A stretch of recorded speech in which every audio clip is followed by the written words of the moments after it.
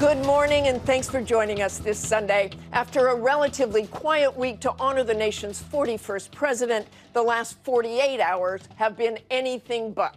The most recent example came yesterday when President Trump confirmed that his chief of staff, John Kelly, would be leaving the White House at year's end.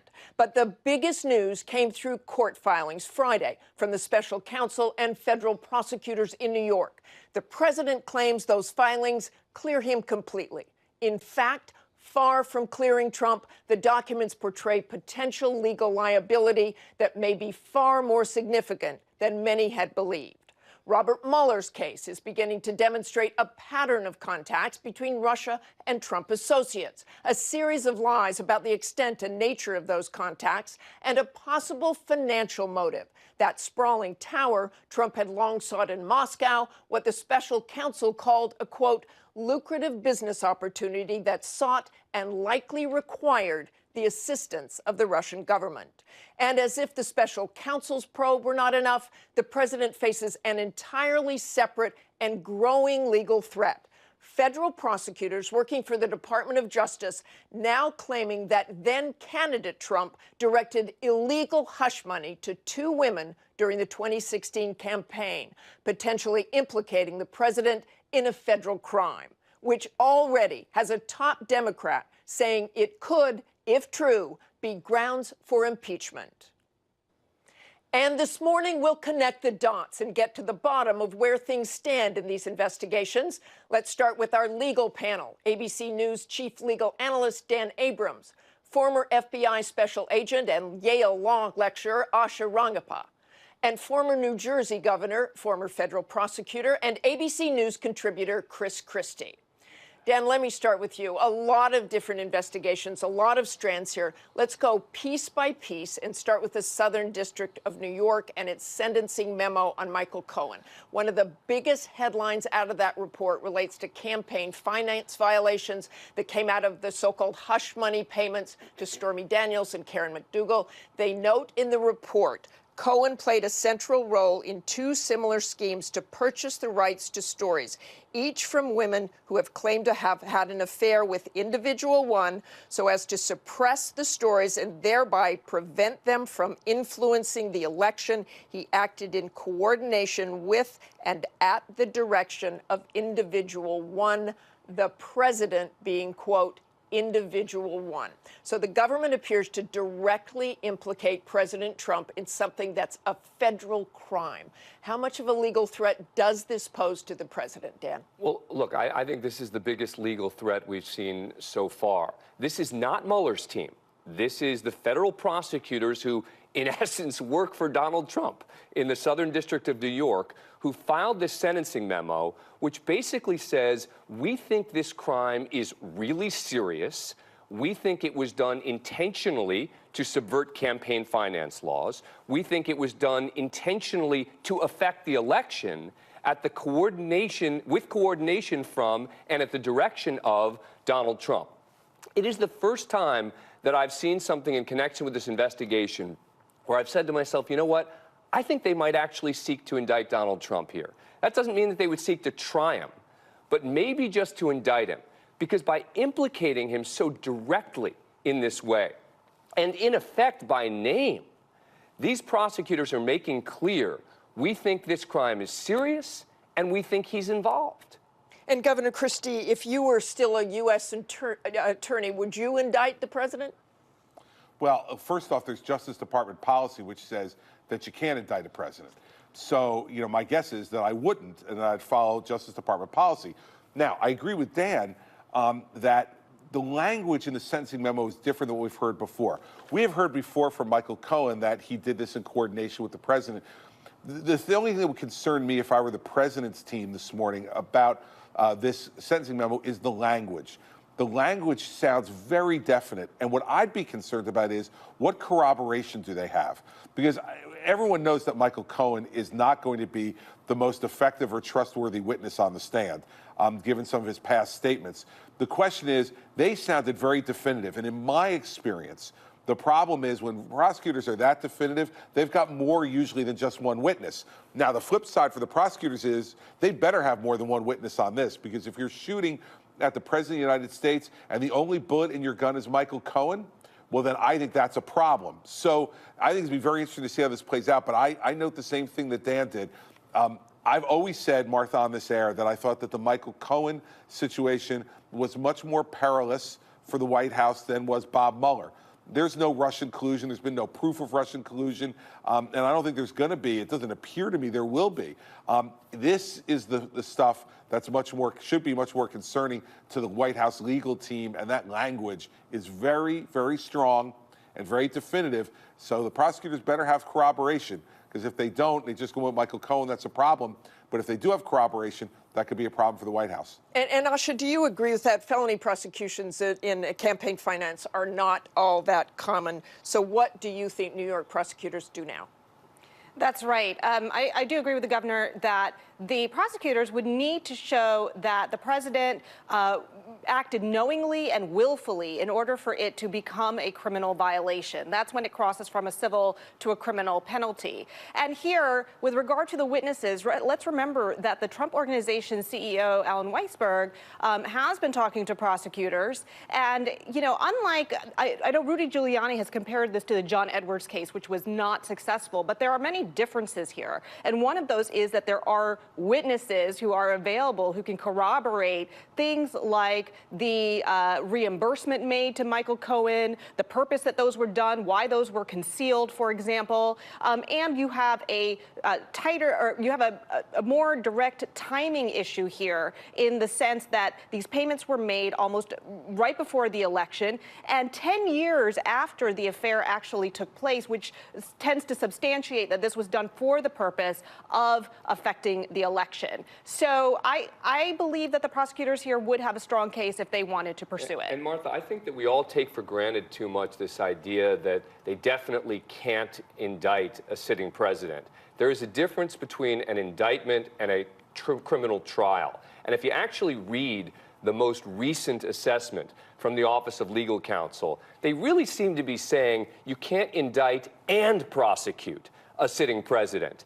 Yes, they talk about the idea of an indictment, but I don't think that that's completely off the table, particularly when you read this document. Governor Christie, I want you to jump in there. I disagree with Dan on that in this respect. I mean, what's your end here? If I were U.S. attorney in making this judgment, and they say, well, you can indict the president, Chris, but you can't try him. Right. I mean, now you do that if someone's outside your jurisdiction in a foreign country, et cetera, and you have no other way to go. Statute of limitations problem you have here. The potential of 5-year statute of limitations, if the president were to then continue for a second term, it would expire. Well, here's the issue, though. You have an alternative venue, and the alternative venue is the House of Representatives.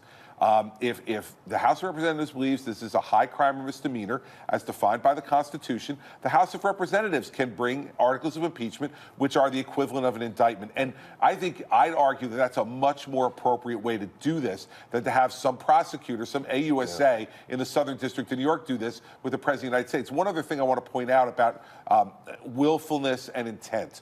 You know, I think what you'll hear the president argue is that this is the first time that these women at this juncture threatened to go public about these alleged affairs, and that he wanted to be kept quiet to avoid the embarrassment for himself and for his family.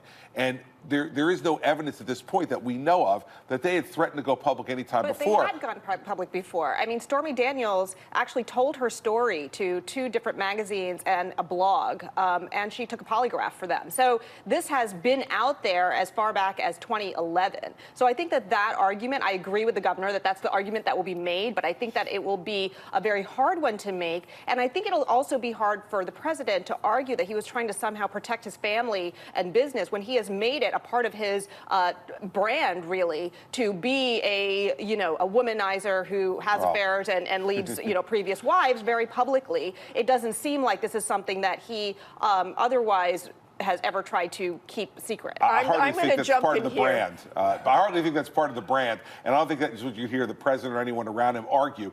In the end, You know, the willfulness and intent portion of this will be the hardest thing to prove, and that's why, Martha, as you rightly said, you don't see a lot of felony prosecutions brought on campaign finance violations because that's a pretty high hurdle for prosecutors. But according to these prosecutors, they have it. Let me move on to the Russia investigation. We really have to get to that, too. There's so much to turn to. The Russian investigation, then the question of collusion. We've been talking about collusion for many, many, many months. We now have from Robert Mueller evidence of a series of contacts between individuals in Trump's orbit and Russians dating back to the early days of the campaign. But those are contacts, not collusion. What more would the special counsel have to show to have collusion, Dan? Well, you still need a crime here, right? I mean, you're allowed to have conversations with Russians. There's no crime against having conversations with Russians. There's no crime against having conversations with Russians about building a huge tower with Donald Trump's name on it. The question becomes, why did the Trump team want to push back the date from June of the conversations about the Trump Tower back to January? What additional contacts were happening between January and June? And when you read the sentencing memo, this one from Mueller specifically says that he's providing information that goes to the core of the Russia investigation. The core of the Russia investigation. So that means we're not just talking about conversations with Russians. Again, doesn't necessarily mean they're going to find that there was a crime here, but I would be very nervous if you're in the Trump orbit with that kind of language coming out in the sentencing memo. I would be less so, Martha, for this reason. You saw how definitive the Southern District in New York was. And it's stark that Mueller was not nearly that definitive. Now, that could mean one of two things. He's not ready to be definitive yet. He doesn't have enough evidence, but this has been going on now for 18 months. And he's had cooperation from Manafort and from Cohen for some period of time. Now, he may be making a strategic decision not to lay that card out right now. But I would, if I were the Trump legal team, I would be spending my time focused on the things that are talked about in the Cohen sentencing memorandum and not the Mueller sentencing memorandum, because it's not nearly as specific and not nearly as definitive as what you saw in the Southern District. Well, this is why it's very difficult when people lie to you and you're a prosecutor. It delays the investigation. So the fact that Manafort was quote unquote cooperating doesn't really help here. He was lying to them the whole time. But I want to just disagree here with my colleagues in that I don't know that there has to be a crime. This is a counterintelligence investigation, which means that collusion can involve agreeing to, I mean, it would essentially be still conspiracy to defraud the United States, but, you know, trying to help your foreign adversary execute an intelligence operation against the United States is problematic from a constitutional point of view. But where's the evidence of that? Well, I mean, there's no evidence of that. Because these sentencing memos show that there were contacts with Russia going back to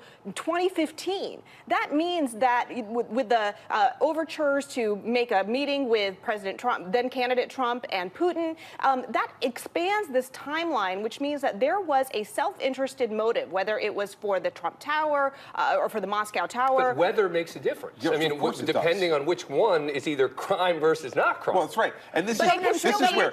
Governor Christie, let me ask you this. If Manafort's conversations with the administration were all legal, why would he lie about them? Is that suggestive of a cover-up there? Well, because Paul Manafort is a consistent liar. And he has been, and it's been proven now, not only by Bob Mueller, but by a lot of the public statements that he's made over the time that he was involved with the campaign. So the fact that Paul Manafort is lying in an attempt to spare himself spending the rest of his life in prison is no great shock. And I will tell you, as a former U.S. attorney, the kind of conversation we just had is why you have a U.S. attorney.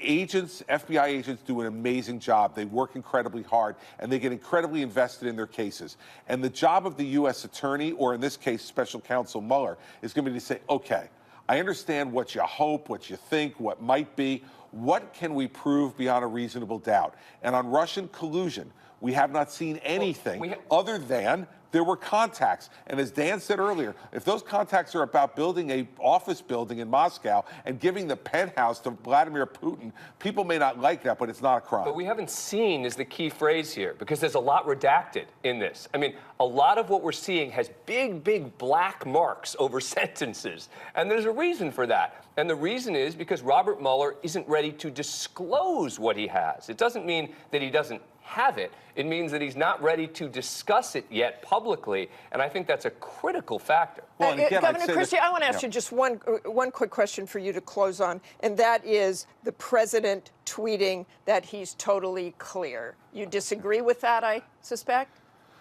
My view would be that you're not totally cleared, nor is anyone, until Bob Mueller shuts down his office and hands in the keys.